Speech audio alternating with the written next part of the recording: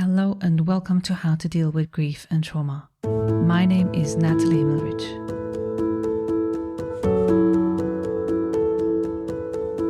How to Deal with Grief and Trauma is completely self-funded, produced and edited by me, Natalie Himmelrich. Consider making a small donation to support the podcast.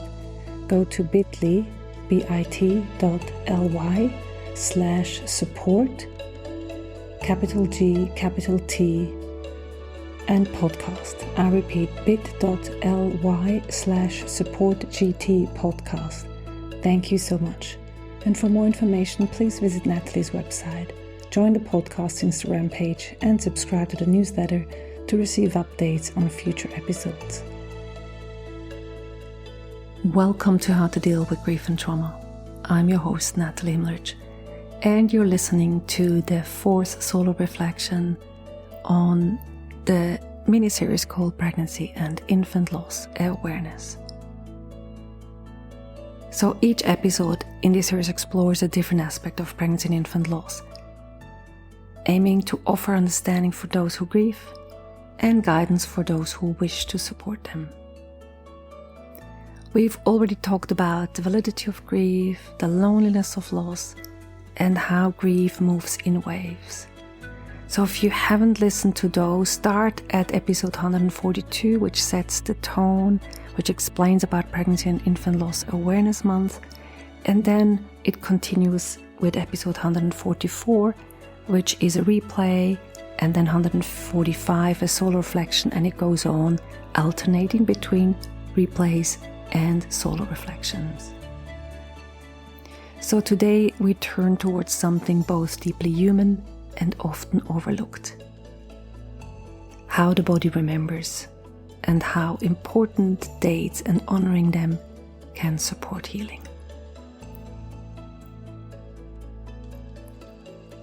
Grief doesn't live only in the mind, it also lives in the body. You might have heard of the book by Bessel van der Kolk, The Body Keeps the Score. And I'd like to say the body keeps the story. Through sensations, tension, fatigue, restlessness, and even illness. So when you've gone through pregnancy and infant loss, your body has carried that experience in a uniquely intimate way. So it's not just emotional or mental, it's physical. The body that prepared for a baby and then experienced the loss. The hormones that surged and then crashed. And the physical emptiness that replaced expected fullness. Many parents have described to me that feeling betrayed by their body or confused by how grief shows up, like as a feeling of a heavy chest or a lump in the throat, or like a sense of an exhaustion that doesn't lift. Others have explained that they notice it at certain times of the year, around the due date or an anniversary, or even just by the nature of the seasons.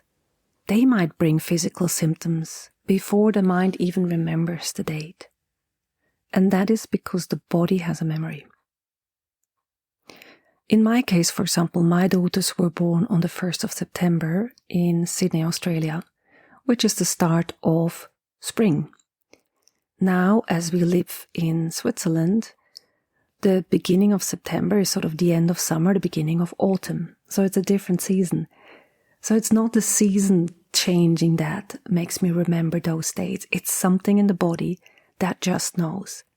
I mean, yes, of course, we're celebrating my surviving twins' birthday every year. But even just weeks before, there's something in my body that prepares me for that, reliving those dates. So even when our conscious mind tries to move on, the nervous system recalls. So the nervous system, part of the nervous system is called the autonomic nervous system. And that's called autonomic because it is working under the radar of the subconscious mind. And that part knows without a calendar. So your body might tighten or ache or be suddenly flooded with emotion. And that is not regression. It's the body saying, this mattered. So if you're noticing such reactions, I invite you to listen instead of fight them. Ask gently, what is my body remembering today? You might feel a wave of sadness or longing or even love. Let it move through you, maybe through tears, a walk, breath work, or simply lying still. For me, for example, I know that for the second 2 weeks of August, I make space, or I'm giving the situation around my body, my emotions, my mental state, a little bit of space in my calendar to simply be with what might come.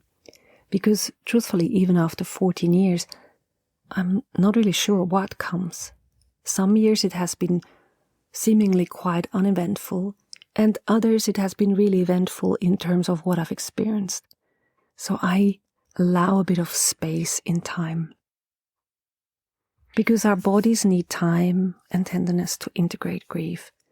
And it's not a time like that this happens in the first 2 years and then it's better.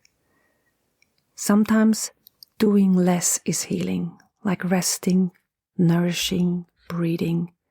And at other times, expression might help, like writing, moving, singing, crying. In my case, after the loss of my mother, which was just 4 months after the loss of my daughter, I needed to walk, and I was walking in the creek behind our house along a river, and I just imagined the river flooding through me and moving those emotions that were just overwhelming. So the point is not to make it go away. It wasn't me walking and trying to get rid of these emotions, but it is a way to give the body permission to tell its story, to move the energy of grief, because that is physical as well as emotional or mental. On my website, you can find a page that offers free and paid resources, and there's also a list of ways that the grief can show up on a physical level, emotional, mental, and even spiritual way. So go and check these out.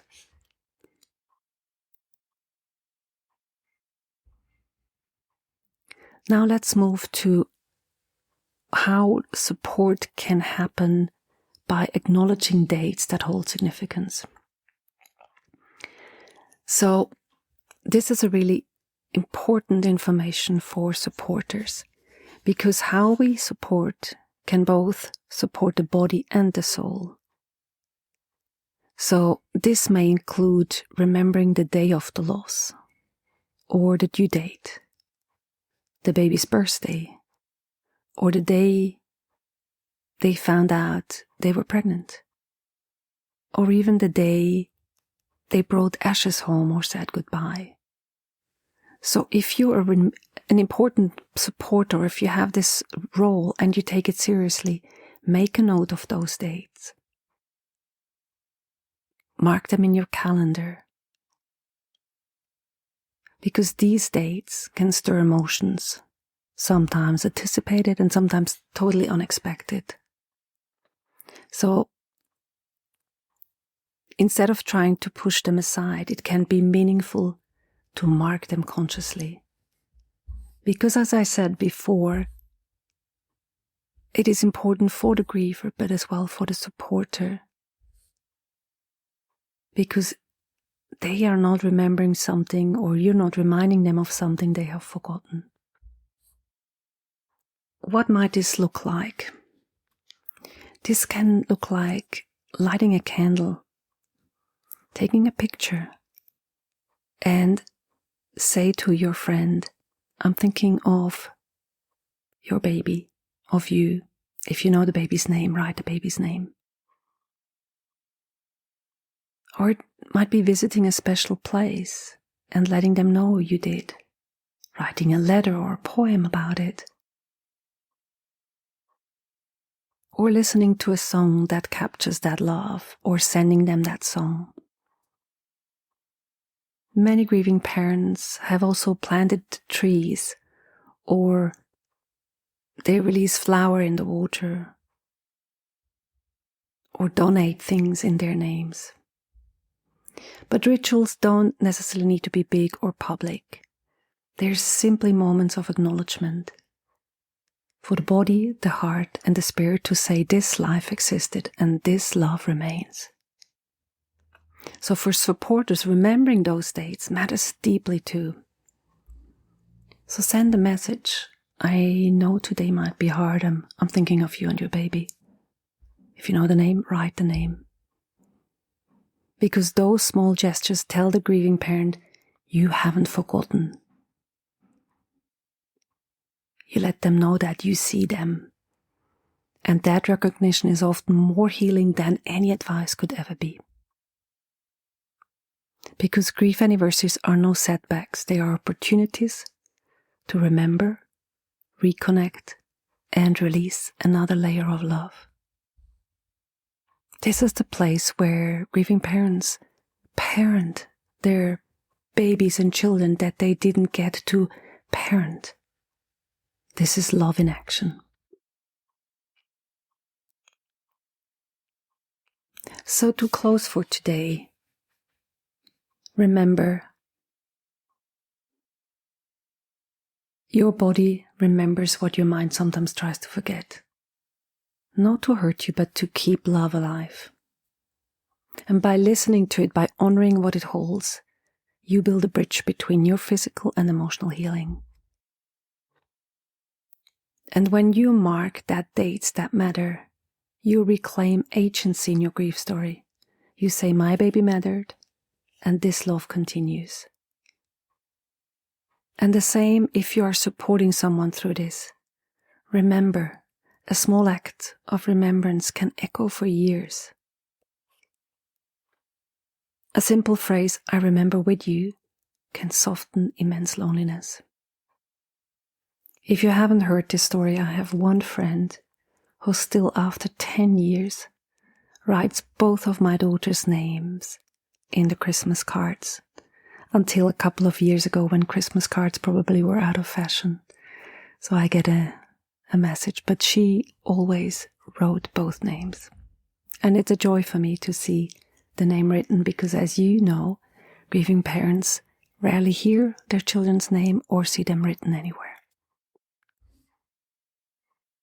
So thank you for joining me for today's episode in the Pregnancy and Infant Loss Awareness Month mini-series.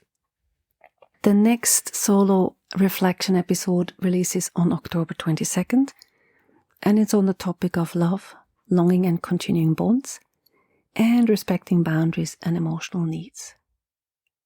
So you can find more resources, including my book Grieving Parents Surviving Loss as a Couple, as well as Bridging the Grief Gap, and my course Healing Steps at nataliehimmelrich.com. So if today's episode spoke to you, please share it to remind others that grief is not just in the mind, but also in the body and heart. Take gentle care, and I'll meet you again soon. Thanks for listening to How to Deal with Grief and Trauma. If you'd like to be updated on future episodes, please subscribe to my newsletter on nataliehimmelrich.com. If you need grief support, please contact me for a 30 minutes free discovery session. How to Deal with Grief and Trauma is produced and edited by me, Natalie Himmelrich. To support this podcast, please rate, review, and subscribe to or follow the podcast on Apple, Spotify, or wherever you get your podcasts. Thank you. And remember to keep breathing. I promise it will get easier.